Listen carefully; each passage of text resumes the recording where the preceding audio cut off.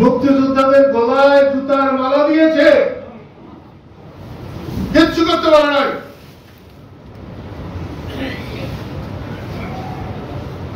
কাপড় খুলে যদি মুক্তিযোদ্ধাকে মারে, কিছু করার নাই। এতে যদি সম্মানহানি হয়, মর্যাদাহানি হয়, খারাপ লাগে, তাহলে আমি অনুরোধ করব মুক্তিযোদ্ধারা এক হোক। কাদের সিদ্দিকীরে বাঁশ দিয়ে কোনো লাভ নাই। স্বাধীনতার পর থেকে কাদের সিদ্দিকীরে বাঁশ দিতেছে, কোনো লাভ হয় নাই। কাদের সিদ্দিকীর কিছু ক্ষতি হয় নাই, ক্ষতি হয়েছে সাধারণ মুক্তিযোদ্ধাদের।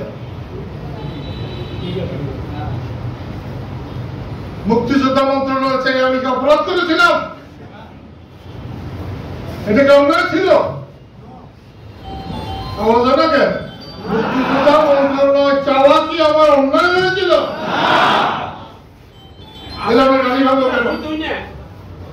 তাহলে আমার গাড়ি ভাঙলো কেন? ভৈরবে আমার গাড়ি ভাঙলো মুক্তিযোদ্ধা মন্ত্রণালয় চাওয়ার পরে, সম্মানী ভাতা চাওয়ার পরে। রাস্তা বলে ভাঙে নাই, রাজাকাররা ভাঙে নাই, ভেঙেছিল মুক্তিযোদ্ধারা। ভৈরব ফেরিতে কেন ভাঙলো? কে তার প্রতিবাদ করেছে? কেউ করেছে? কোথায়? জুতার মালা তো গলায় দিবই। 16 বছর বঙ্গবন্ধুর কন্যা আওয়ামী লীগের সরকার, তারা কি একবার মুক্তিযোদ্ধারা জিজ্ঞাসা করছে ভালো মন্দ? তারপর সরকার গেছে, মুক্তিযোদ্ধা করে কি?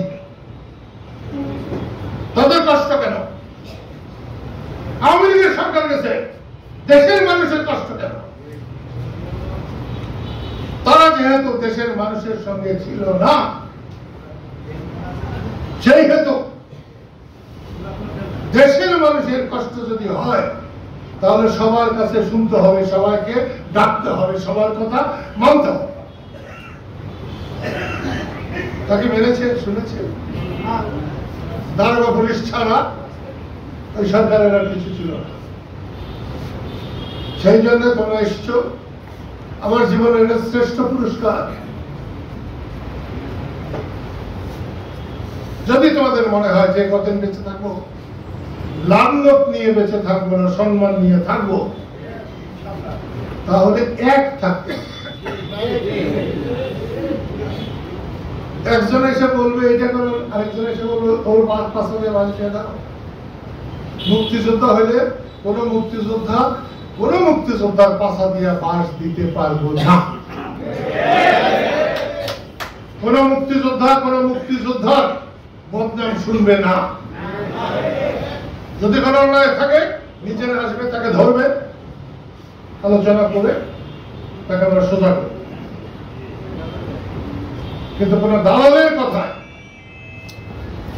নাচা চলবে না। আপনারা জানাইছেন হয় বেরিয়ে যান, বন্ধ করার বন, সে যেই হোক না কেন। আমি আর শুরুতে কথা বলাতে চাই না। ফজলুরা বলছিল যে মুক্তিযোদ্ধারা কথা বলতে চায়, তো মুক্তিযোদ্ধারা তো কথা বলবেই। দেখছেন এখনো বলছি, এখনো ফোন বাজতেছে। আর এইটা মুক্তিযুদ্ধের সময় যদি বলতাম, গাছের পাতা যদি ছিঁড়তো, বলার পরে আর পড়তো না, আমি খালি থাকতাম। সেই জন্য আমরা যুদ্ধে জয় হয়েছিলাম। আর আজকে এই কান দিয়ে শুনে এই কান দিয়ে বেরিয়ে যাবে, কিচ্ছু হবে না। মুক্তিযোদ্ধাদের কপালে খালি লাত্তি আর লাত্তি লাত্তি। এরপর আমি কোন বেদক মুক্তিযোদ্ধার সঙ্গে আমি চলাফেরা করবো না। যারা ভালো থাকবে, যারা কথা দিয়ে কথা রাখতে পারবে, যারা মানুষের সঙ্গে ভালো ব্যবহার করবে, মানুষকে আপন ভাববে, আমি তাদের গোলামি করবো। আমি 1 নম্বর হলো আল্লাহর গোলাম, আর 2 নম্বর হলো মানুষের গোলাম। এর মাঝখানে আমার কাছে কিছু নেই। আমি আমার কথা শেষ করতে চাই এই বলে যে ফজলুর একসময় বলছিল যে মুক্তিযোদ্ধারা কথা বলতে চায়, আমিও কথা শুনতে চাই। কথার চাইতে বড় শক্তি পৃথিবীতে আর নাই। বাসে কথার যেমন কোনো মূল্য নাই, মূল্যবান কথার কতটা ভার সেটাও বিচার করে বের করা যাবে না। যদিও সবাই কথা বলতে পারে না, তারা অনেক বড়। আমি সেজন্য সবার কথা শুনতে চাই। আমি চাই, আমরা চাই বাংলাদেশ,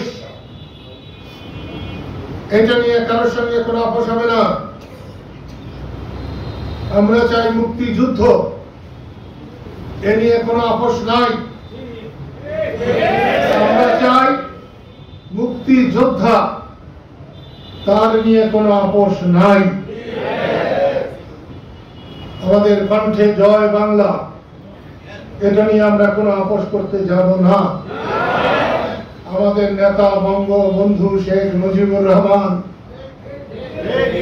আমরা তার সবাই কর্মী। এখানে যেমন বঙ্গবন্ধুকে নিয়ে কোনো আপোষ নাই, জিয়াউর রহমানকে নিয়েও কোনো আপোষ নাই। আমরা স্বাধীনতাকে দেখতে চাই, আমরা নতুন করে স্বাধীনতা বানাতে চাই না।